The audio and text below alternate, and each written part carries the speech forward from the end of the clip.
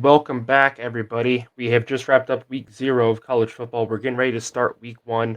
We just had Christmas Eve. We're getting ready to have Christmas Day.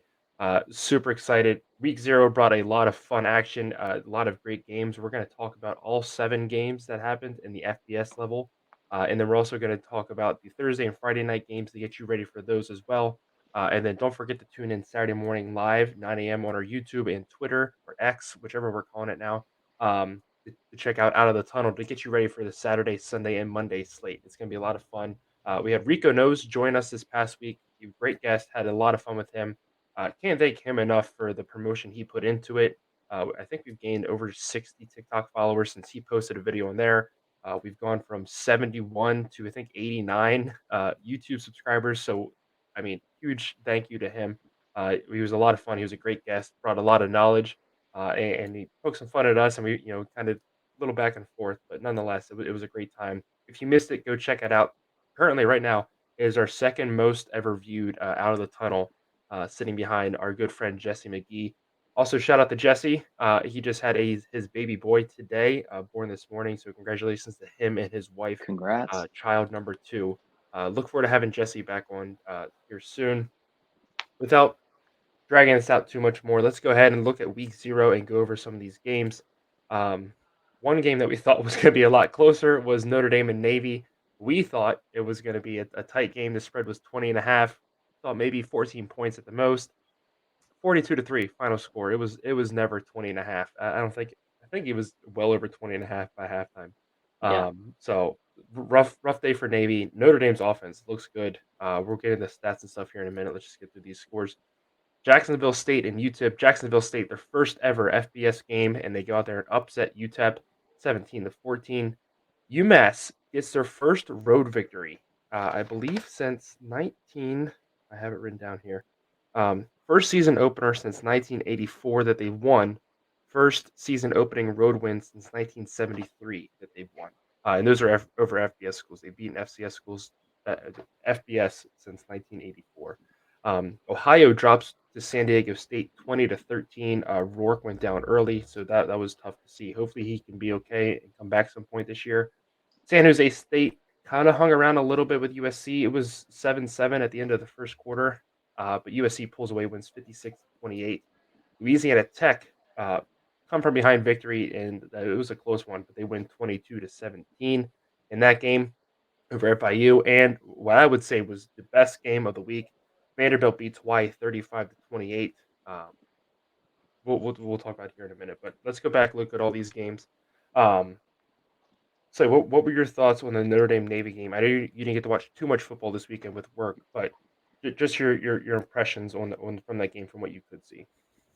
I wholeheartedly think that the president called the defensive line coach at Notre Dame and asked them to kind of ease up there with about 3 minutes left in the game because it was going to be the largest waste of taxpayer money shipping all of these midshipmen over there to not score points had it not been for, I think, 3.5 minutes left in the game with a bullshit field goal. Like you had said, Sam Hartman played a great game. I think that after the game, he credited his offensive line for the amount of time that he was offered, and that allowed him to kind of really ball out there. I think it was a great game, and I'm not sold that this Notre Dame team is like this stellar team. I just think that they went out there against a much lesser opponent and just took advantage of them. What are your thoughts on that? Yeah, like you said, I agree. Not 100% sold on them yet, and also Sam Hartman. I think they definitely got a lot of attention now, and hey, we were kind of concerned about how they would be to start, and I think those concerns are gone now. From here on out, it's how good is this team really? We only have to wait.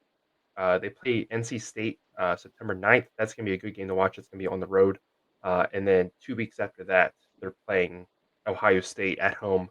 Nighttime game. That's gonna be a lot of fun to watch as well. So we're gonna find out pretty early into the season how for real this Notre Dame team is.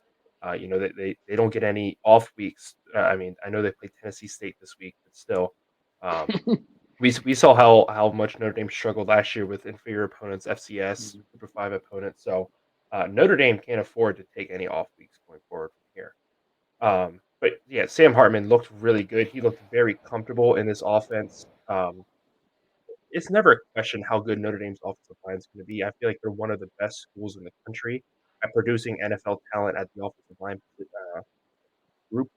And so, but I think the pure domination they showed on the offensive line, the way where they were able to run the ball, um, was impressive.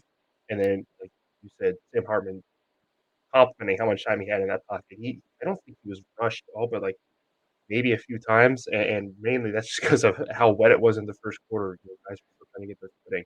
Um, but it absolutely a great game for them on the opposite side of the ball. Look at the defensive side of the ball. When they played Navy last year, um, they really, really struggled. Um, they gave up a lot of rushing yards. Um, somewhere, uh, I believe I'm going to pronounce this wrong, and I apologize. Fofana, something like that. Uh, Last year he had 133 yards on his own. This year he had 32.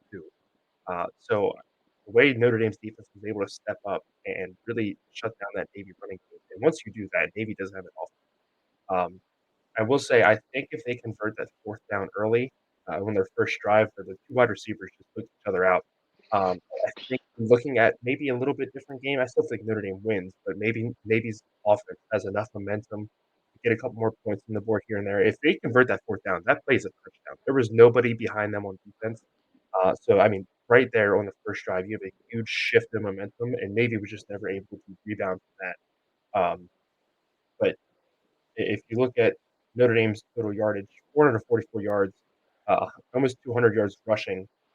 Last year, they only had 66 rushing yards against Navy. So, I mean, huge shout out to Notre Dame for, you know, this is the third time playing Navy in Ireland, and all three times now have not been close.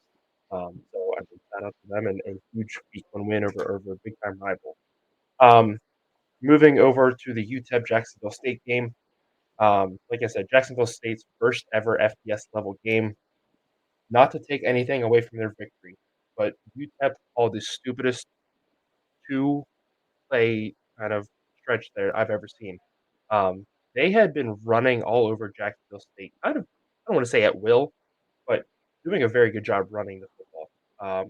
They get to a 3rd and 1 with just, I think, a minute left, and they decided to throw the ball. It was a low percentage, a outside guy run a fade, we're going to throw it up, incomplete pass. They call a timeout, they come over, let's get our fourth down play. Just run the That's what you would think, right? Um, they go out there and they throw another pass and it's incomplete. They turn the ball over. They had 156 rushing yards, averaging almost 4 yards per rush. Um, they had 208 yards passing, but they've also thrown two interceptions. I just really don't understand that play calling there. I mean, Jacksonville State was fired up for this game. They were excited, and UTEP kind of went in. This is 2 years in a row now where this year more so than last year, but UTEP has had high expectations to start the season, and they've kind of gone out there and shit the bed the last 2 years in week 0. So um, a lot of head coaching questions there right now, especially after that play calling. You don't watch Group of Five games. Did you see anything about this game or any thoughts on this before we move on? I was just following it because of the bet I had put in and stuff, and I really expected UTEP to kind of score 2 3 touchdowns in the first half, not Yeah, two touchdowns for the game. So, I would have been fine if UTEP lost this game, having scored 21 points and just got outdueled, you know. But the fact that they had 208 passing yards, only one passing touchdown, two interceptions. Their leading running back had 12 carries for 58 yards. I mean, it just looks like they spent the entire game with their defense out there, aside from a couple of long passes. I mean, yeah. I did not expect it at all. And so, I mean, hats off to Jacksonville State. Yeah, absolutely. Let's go ahead and look at this UMass New Mexico State game. This was a really good game back and forth, 10-10 at halftime. UMass puts together two scores to get a field goal and then a touchdown to go up by 10. And from there, the chase is on from New Mexico State. They just could not get any big stops on defense. They also had two very costly turnovers, two interceptions thrown by Pavia. And we talked about this on Saturday morning. If he plays well, he can definitely be a very good quarterback and lead this team to victories. But when he's making really confusing mistakes, I mean, the 2 interceptions he thrown were watching the game. I watched it live. I was just very confused on what his thought process was, especially for being, whatever your thoughts are on New Mexico State, it's still a Division One FBS level school. Mm. There's still certain expectations of quarterbacks that go there. I mean, watching those 2 plays on their own, it looked like I was watching a high schooler kinda go out there and make poor decisions with the ball, and that was, like, the most confusing part to me to watch. Um, Excuse me, they had 3 total turnovers, but 2 of them were interceptions. Um, but, I mean, they outgained UMass, 470 yards to 389, but giving UMass short fields most of the time is gonna help with that. They were able to get an onside kick, I think, late. By that point, I had turned the game off. I thought it was over. So, I think they got an onside kick, but they weren't able to do anything, and then I know they threw a pick six late. Um, but, I mean, shout out to UMass, like we said earlier, first season opening road win since 1973, so that's huge for them. Don Brown, who I completely forgot was a former Michigan defensive coordinator, is over there, and he's putting a lot of effort into turning this team around. I mean, huge statement win for them to start the year. Who knows where he can take this team in a few years? Maybe, you know 3 or 4 years down the road, we could talk about UMass fighting for to be a bowl eligible. Maybe they get a couple lucky breaks this year. I doubt it, but it's kind of one of those things where we're gonna have to wait and see.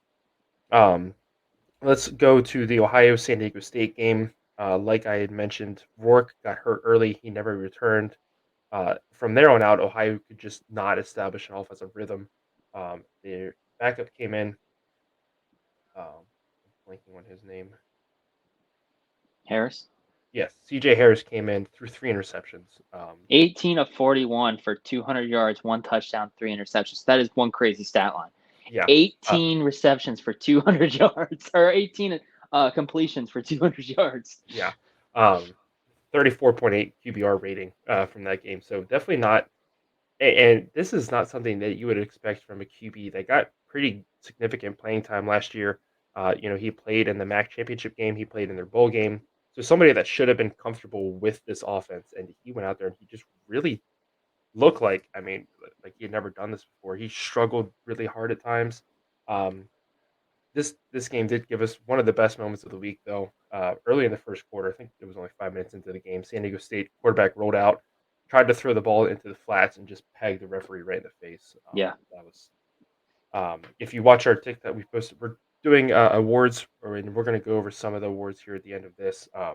But we're going over giving out awards every week: best offense, defense, team, and then best moment. And that was the winner of the best moment for this week. It beat out Hawaii's 0 yard punt, and in the New Mexico State game, at the very end of the game, they were trying to get a touchdown, and Pavia's helmet got like completely rotated Ripped on his around. face. Yeah. Yeah, and And it those must were have been so painful because you would think you got the helmet, or just keep running it out until you get hit. yeah, He stopped right away and tried to take it off. yeah, and I don't blame him. Yeah. um, but San Diego State's defense looked really, really good in this game. Um, they gave up 380 yards, but only 13 points. And like I said, they forced 3 interceptions, 3 turnovers. Um, and their offense was, again, we just talked about New Mexico State outgaining UMass, but losing the game. Ohio outgained San Diego State 380 to 309. But those turnovers are just going to kill you every single week. Um, Looking at the San Jose State South Carolina, San Jose State Southern California game, USC. Um, like I said, San Jose State was hanging around at first. It was 7-7. The USC might have scored right before the first quarter ended, but nonetheless, it was a very close game. Still a lot of questions about USC's defense going forward. We talked about this on Saturday morning. I called their defense atrocious. I was corrected on that. I still stand by that. I don't think they have a very good defense at all. I don't think it's the playmakers at this point. If you watch it is 100% a schematic issue at this point. Um, I mean, Well, if they get into these games like the Notre Dame, Oregon, Washington, high caliber opponents like that, and they're playing defense to this capacity, that is what's going to derail their season. Caleb Williams still is great if he can stay healthy. He was limping at one point, so I'm still worried about his ankle. Um, but if their defense is going to play like this, it can absolutely cause issues going forward. And one thing I wanted to say that I mean I made one of the cash out bets the over for this game. It was like 66 or something like that. Yeah, it was 6. Yep. And and I mean they hit it. I mean they were 10 points off hitting it themselves. Yeah, I mean, uh I'm going to bet the over for USC until they prove me otherwise because I like that their defense isn't there because it is going to be impossible for the I mean, we're going to start seeing them week 3, week 4 cuz this upcoming week I think it's at 66 again against Nevada. yeah, And so, I mean, if they're able to put up 50 points just by themselves and their defense gives up 3 scores, I mean, it's just a no brainer. And I mean, yeah, at some point, the books are going to have to start putting the over under at like 75. Like, we're going to see some crazy over unders for this yeah. team. I mean, they're like the anti-Iowa. Last year we took the Iowa Yeah, under in every game. This year we're going to take the USC over. Um, correct. but I mean, the biggest concern for me is their rushing defense. I mean, I Yeah. understand San Jose State is a very good Group of Five school. Still, there's a certain talent level, especially at USC, with how many transfers and high end recruits they Hmm. bring in. They gave up almost 200 yards rushing to this team. It was 198 passing, 198 rushing. Yeah, Uh, their leading rusher had 6 carries for 108 yards. Yeah. So again, when they get into these really big opponents, and a lot of people started to bring up, next year they're going to the Big Ten. Big Ten is so run heavy, Yeah. especially you look Good schools like luck. Michigan and Good Ohio luck State. stopping Blake Corum. Oh wait, Yeah, you got him tired. Guess what? They're gonna put in the backup. That's just as good. yeah. So I mean, if I really feel like if USC continues this trend, I don't think their defensive coordinator makes it out of the season, let alone making Mhm. it to next season. But still some concerns there. But Caleb Williams still looked very impressive, Yeah, doing he did. video game like things. So I mean, I hope he stays healthy because I said this in that TikTok. Um, Listen, I don't like USC. I'll never root for them, but you still got to respect the fact that he's the Heisman winner. And if you want to take the crown off of him, you want to do it when he's at full health. You don't want him to go out there and play hurt half the season and his stats are down because of that. You want to. It's like anything in sports. When you beat the best, you want them to be at their best. You don't want to say, I knocked out Mike Tyson. He was 60 years old. That doesn't count. So Humble guy. Also, I like the interview that he had done previously, where they said that he draws a lot of comparisons from Patrick Mahomes yeah, when he played in college, and he had said that that's nice, but that he doesn't see any comparisons. Patrick Mahomes is the best player in the world right now with 2 Super Bowls, and he's Caleb Williams, who hasn't even won a college title. yeah. I think I think I'd like him a lot more if he'd stop. He can paint his nails, whatever. But if he Yeah, would stop putting like "fuck Utah" and stuff like yeah, that yeah. on his nails, I'd be fine. But yeah. So the last game on this screen, FIU Louisiana Tech. Louisiana Tech held FIU to 4 yards passing, and somehow they barely won this game. They also ran what I would call the stupidest 2-point conversion play of all time. I put that play up there with the Colts fake punt that they ran a couple years ago against the Patriots. It was just the dumbest thing I have ever watched. There was no numbers. There was nothing that said, and I respect trying to put the ball in your best playmaker's hands. Do it in like a normal play. You don't need to have. They had way too many guys on the defensive line versus like three blockers, and there was no way it was ever going to work. And sure enough, it didn't. But Louisiana Tech with the comeback, I think they scored with a minute left. Yeah, a minute and 1 second left. They scored a touchdown on a 30-yard run. This is right after they missed the field goal that would have given them the lead on their previous Hmm. possession. Um, but I mean, a crazy game. We talked about. We thought Louisiana Tech was going to run away with this. I think the spread was 12 points, and we're like, oh, there's no way it's within 15 or 14. Rico was the one. We were very generously all saying LT here should easily win this game, and then I had said that I was debating if I wanted to take the 12 and a half over or spread, and he was like, "That's all it is." I would hammer that, and then I was like very like happy with that. Like I was like, "Oh, okay." So I add that to the parlay, and unfortunately, FIU came to play. I mean, not their quarterback, but the rest of the team's Yeah. defense. No. Let me get his full name here. Grayson James.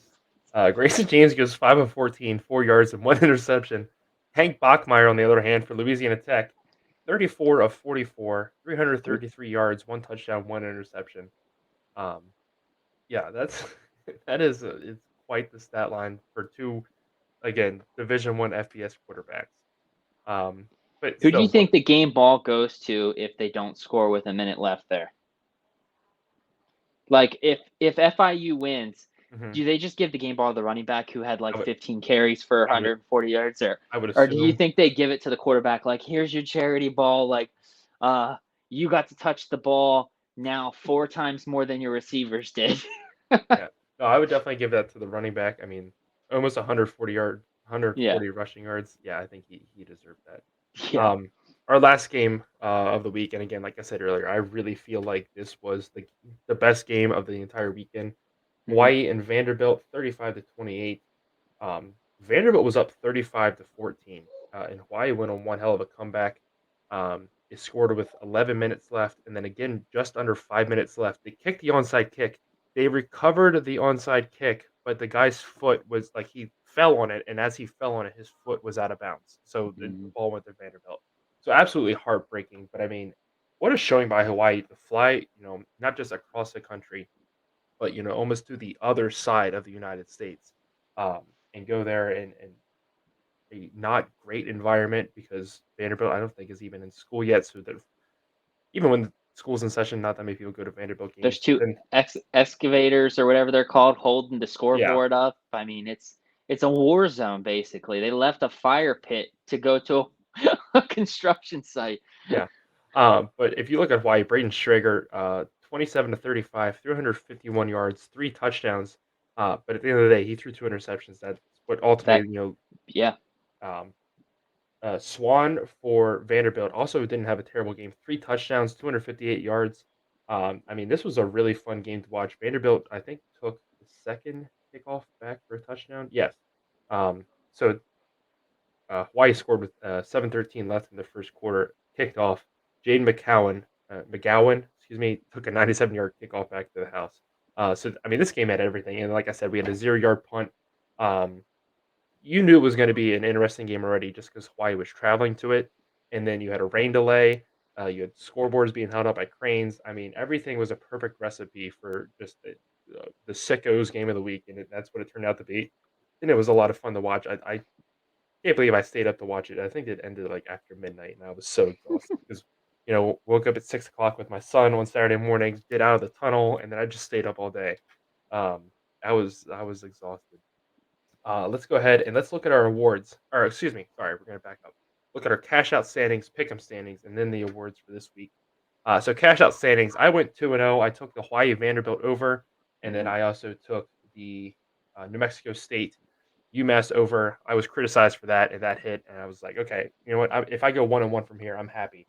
And then Hawaii and Vanderbilt just put up some points there. I think I almost hit it at halftime, and then Hawaii made their little comeback. Or no, excuse me, going into the fourth quarter, I had hit it, and then Hawaii made their comeback, and I was set. So 2-0. Nick goes 1-1. He took the Navy plus 20.5. I do forget what his other bet was. Um, and then you went 1-1, Slade. You want to talk about your day? Yeah, I mean, I started it out with I picked New Mexico State to cover 7 point spread, That's what it was, yes. and then that did not happen. UMass came out to play, and then the last one, I'm gonna say it was a gimme. 66 points. The overhit on that in the third quarter, I believe, of the USC game.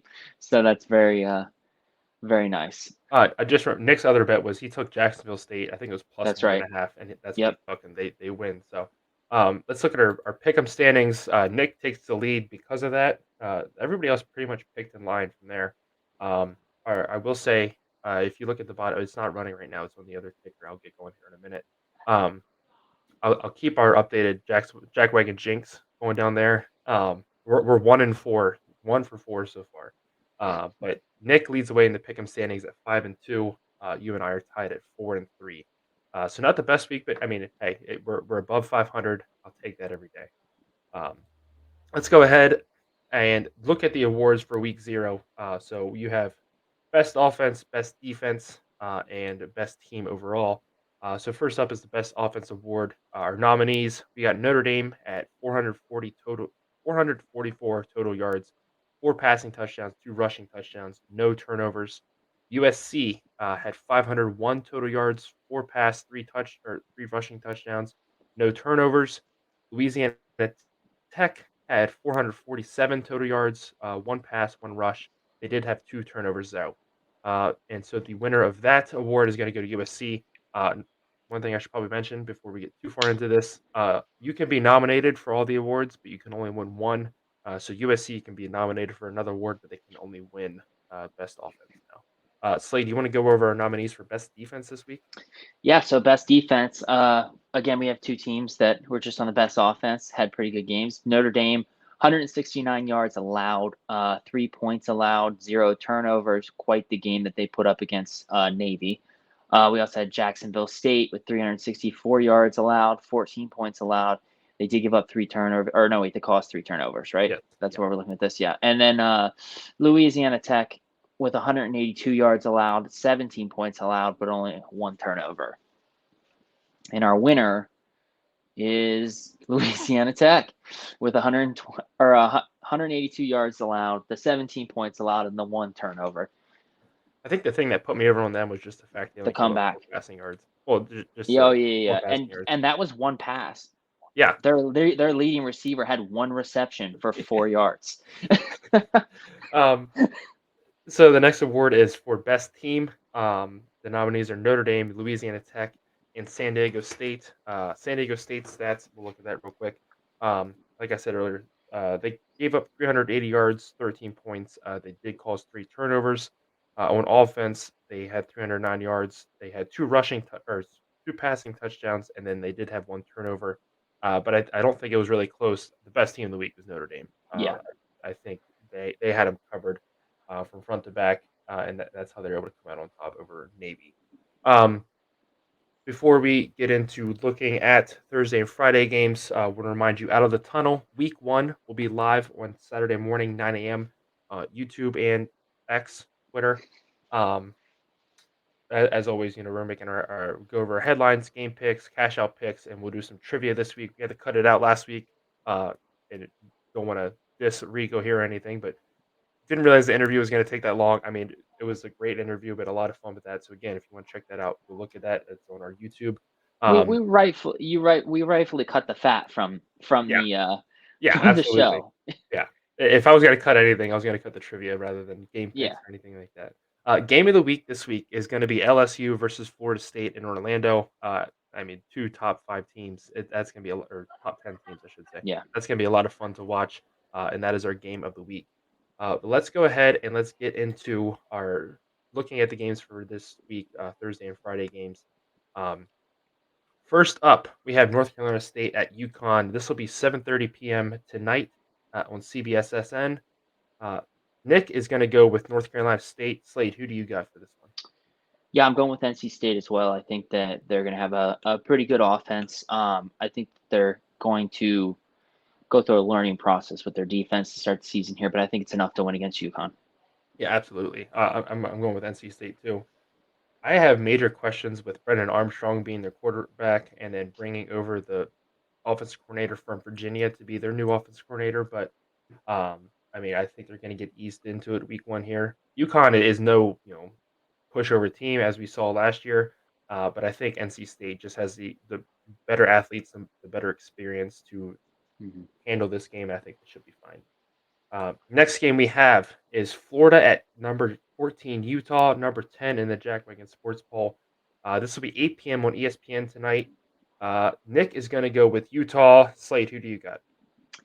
I went with Utah as well. I do want to bring up that I think it's crazy that some stat came out that it's been since like the 1930s that Florida has played a ranked I out think it of was conference. 1991, actually. Oh, is it 90s? Okay, Yeah. but still, I mean that's crazy that it's Oh, what I is it? didn't It's see even ranked. I just saw the last time that they played, a not home. ranked non-conference away football game or something like that with a what was it? Do you remember what it was? I forget. I just saw the one that said the last time Florida played a non-conference road game to start the season or whatever it was, Yeah, 1991 when they played at yeah, Syracuse.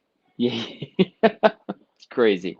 Yeah, but no, I'm gonna go with Utah as well. I do not have high hopes for Florida this season. I think that Vanderbilt might be a better team in the SEC than them. And again, Utah is my pick to win the Big 12, so I'm gonna go with Utah. Um, I don't think it's really gonna be that close either. Let's go ahead. Pac-12, right? Pac-12. Sorry, what did I say? Big 12? Next year you got them for Yeah, the Big yeah. 12. Next We'll year, lock it next in. year they'll We'll win the lock Big it 12. in. Yeah. I mean, Texas will be gone, so I don't have to worry about them Yeah, anymore. yeah. They'll Let's be go. on their Next national game. championship parade. Next game they're is they're doomed Nebraska. now. Yeah, exactly. Next game is Nebraska at Minnesota. This will be 8 p.m. on Fox. I tell you what, I think this is the game I'm most excited for tonight. Um, if I keep mixing up tomorrow and tonight, it's Yeah, because yeah. we're recording this on Wednesday and but we're posting it Thursday morning. Um, so if you hear me go back and forth, that's why. But regardless, Nebraska at Minnesota, 8 p.m. Thursday night on Fox. I'm most excited for this game because I get to hear Gus Johnson on my television again. That is what I am most excited for. Nick is going to go with Minnesota. Slade, who do you got in this one? I'm gonna follow up Minnesota as well. I think that what's his name? Fleck. Yeah, Yeah, I think he's got the locker room under control now. I think that there's not going to be any sort of internal affair investigations or anything like that going on. I think that your pick is family based, but whatever. it is slightly. I'm going to go with Nebraska, but it's also because um, I've been seeing this. Matt Rule. No, no, like Nebraska documentary, like they're documenting their whole like summer Yeah. camp.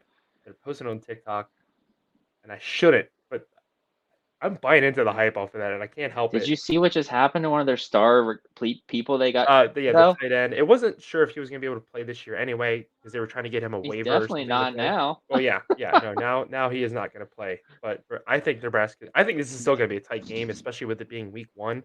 Yeah. There's gonna a lot of kinks in both teams to work out. I am a big fan of Matt Rule at the college level. At the professional level, he was not very good, but neither was Nick Saban. So Yeah. I am not calling Matt Rule the next Nick Saban. I just want to make that clear. I'm just saying Nick Lock it Saban in. We wasn't heard good. it. Yeah. Yeah. But yeah, give me a Nebraska on the road. Why not? Week one. Next game we got is on Friday. This will be Central Michigan at Michigan State, 7 p.m. on Fox Sports 1. Nick is going to go with Michigan State. Slade, who do you got in this Yeah, I think the same thing. I think that Michigan State can have a less than mediocre year, and I still think that they should reasonably beat Central Michigan just based on their ability to recruit and stuff like that. You know. one? Yeah. But yeah, I'm going to go with Michigan State as well. One thing, Peyton Thorne has left Michigan State. He's not going to be the quarterback this year. He was definitely somebody that I felt like held that program back as a whole last year. I wasn't very high on him. Mel Tucker signed this huge extension before last season and then went out there, didn't even make a bowl game. So he needs to quickly silence some doubters. And so hopefully he can get that going in week one here, playing Central Michigan at home. We'll say Michigan State usually struggles early in the season against in-state schools, especially like Central Michigan, Western Michigan, Eastern Michigan. So I think this is going to be closer than what some people think, but I think Michigan State should be able to handle them. It might take them like a quarter or two to get going, but they should have the talent there to beat up on Central Michigan. A next game, just talked about one of these teams is Stanford at Hawaii. This will be Friday night, 11 p.m. I don't think I'm staying up for this one, but we'll see. I'll be home alone, so Mhm. this will be on CBS Sports Network. Nick is going to go with Stanford. Slade, who do you got in this one? I really liked what I saw out of Hawaii this past week. I think aside from the two interceptions that their QB threw, he had a really great game against a really good Vanderbilt team. So I'm gonna go with Hawaii here over Stanford. Yeah. I am going to do the exact same and for the exact same reasons. And I think if you look at Stanford and Hawaii in terms of talent, I think, or excuse me, Stanford and Vanderbilt in terms of talent, I think Vanderbilt is far ahead of where Stanford's at right now. Stanford also has a brand new head coach. I think it's going to take time for that team as a whole to kind of gel in a play in a game style situation. It's one thing to go through months and months of practice, spring ball, summer camp, all that stuff. But the moment you line up across from another team and you're going live, full speed, 100%, it always takes a little bit, especially under a brand new head coach. Um, And so I think Hawaii coming off week 0 and playing so well, and again, coming this close to having a shot to go down there and win that game, I think that's gonna give Hawaii the edge in this, and so I'm gonna take Hawaii, to upset, Stanford. I say upset, I need to look at the spread, I wonder what that is. Hawaii is probably even honestly favorite at this point. Last thing we're gonna do on this, today's episode is we're gonna do a movie style draft, NFL style draft for football movies. So Slade, since you're technically the guest, actually here the, you won Pick'em last year, so I will give you honors, and you can have first pick of your favorite or what you think the best football movie is. All right. I'm gonna go with Varsity Blues as my Mm, number one. I think that it's it was this and another one that I was between, but I was kind of feeling based on before the podcast we were talking. You didn't really comment when I mentioned that this movie, so I was trying to take one from you. yeah, that's good. Yeah, varsity, that would have been my number 2 pick if it was Okay, still there.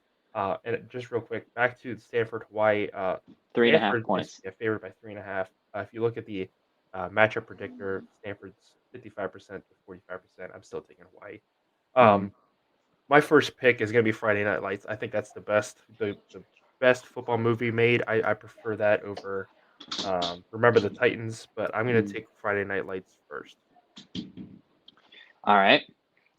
For my second one, well, in Friday Night Lights, that was my other thing that I was going back and forth with. So, I think for my other one, I'm gonna do We Are Marshall. I think that You gotta be kidding I, me. I keep going between one and two. So you're gonna pick the one that I was going between for this one also probably. But I just think that it's one that everyone can get behind.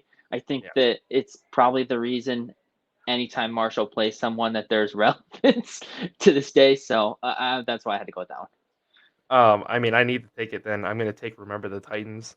I thought for sure that would be either your number 1 or your number 2 pick. So I'll take Remember the Titans for my number 2 pick. Um, yeah. So uh, my next one, going back and forth between two. Not gonna be The Blind Side. I'm gonna go with The Replacements. Okay. Um, Shane Falco. yeah. You can't get better television than that for the third No. round. I think. Um, my number 3, I'm gonna take Any Given Sunday. I think Like it. football, I like like it. pure football wise, I think that's one of the best movies. The storyline with Willie Beeman and the head coach and all that stuff. And then the ending. I love the ending when the head coach gets a job at another team and he takes Willie Beeman with him. Um, I'm gonna take that as my number 3. It's a very good movie. I was kind of going back and forth between two. One that's kind of like an older style movie, and another one that's kind of like a goofy style movie. I'm gonna go with Radio as my fourth Okay. one. I don't think that that was one that you were gonna pick. So I had it on my list just in case you took all my other picks, yeah, but it's okay. I still got other picks. I like it. Um, It's a heartfelt one. Maybe not with today's times now, yeah. but yeah, Yeah, I don't think that movie would be allowed to be made today yeah, yeah. without having somebody who actually had that disability. Um, Now I'm torn on my number 4 because I know if I don't take one, you're gonna take it, and then I'm gonna have to find another movie. But I really like this other movie at number 4. Just so you don't take it, I'm gonna take The Waterboy at 4. Okay, okay. I was very surprised by that. I I thought you were gonna take one that you probably grew up watching, being that your family's huge Notre Dame fans. I'm not gonna take Uh, that movie. I'm not a fan of Rudy. I don't think oh, that's a good movie. okay. Well, then I'm not gonna take that. I'm gonna go with The Longest Yard. That's okay. My 5th and final pick, I'm gonna take The Program. I mean, That's a good one. okay, let me back up here for a second. I shouldn't say Rudy's not a good movie. I just think that there's 10 better football movies ahead of it, especially since ever since it's been made, like Joe Montana, who was on that team, has come out and been like, yeah, that story is like Nothing 90% like it, BS. yeah. Like he did get But carried that's off what the field, movies but it are. was like a joke. Like it wasn't this sentimental moment for the team. he's like, I never walked in and put my jersey on the desk or any of that. Um, I mean, it's a good story, but I feel like there's 10 better football movies, and those are the 10 I had. So, um, Slade, your top five was Varsity Blues, We Are Marshall, uh, The Replacements, Radio, and then The Longest Yard. Mhm. My top five, I took Friday Night Lights, Remember the Titans, Any Given Sunday, The Water Boy, and then The Program. I knew if I didn't take The Water Boy, I thought you were going to take that for sure. So I was like, I need to take that at four. What is the movie with I'm blanking on, and you might have said it. The one with Mark Wahlberg where he tries out for Invincible. Invincible. Okay, okay. That's another good one. I feel like that. I don't know. I guess that does focus a lot on football too. So I saw a TikTok of it today. That's what made me think of it. yeah. So that'll do it for our draft this week. We look forward to doing one of these every week. But like we said earlier, mentioned many times, don't forget, please join us Saturday morning, 9 a.m. on here on YouTube or on our Twitter. Um, Out of the Tunnel is going to be live, and if you miss it, if you're a College Game Day diehard, listen, we get it, but it's okay. You can come back and watch those videos anytime. We really appreciate everybody that watched us last week. Far exceeded our our debut last year, and like I said, it's currently ranked our number 2 viewed live Mhm. episode ever. So we thank you everybody for the support. Hope you enjoy this episode. We will see you next week. We'll break down all those week 1 games we're going to cover on Out of the Tunnel, and then get you ready for the week 2 games as well. It's going to be a lot of fun. Hope to see you guys there. Thank you for everything, and see you in the next episode.